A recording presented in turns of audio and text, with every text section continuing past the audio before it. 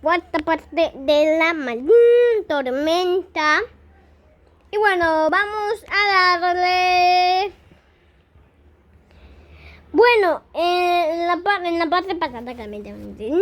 Bueno, claramente sí, ya tenemos. Y bueno, cuando estaba buscando mira, pasaron muchas horas cuando buscándonos y después como todavía no encontramos a Loki, mi mamá y yo lo fuimos a la casa. Llegaron y llegamos a mi casa y no sabía dónde estaba Tierney. Bueno, no encontramos a Tierney acá dormida y con la gatita, con mi gatita que me está cariñando y Pelusa, su hija.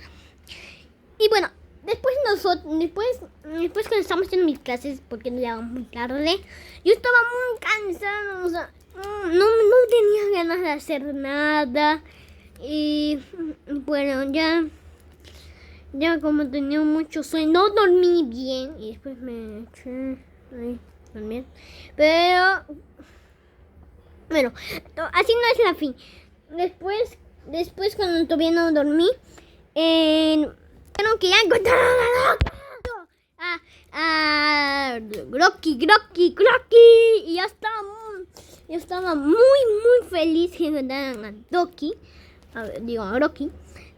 Y estaba con todo bagro, o sea, él se escondió creo que en la tormenta cuando salió. Ese es el fin.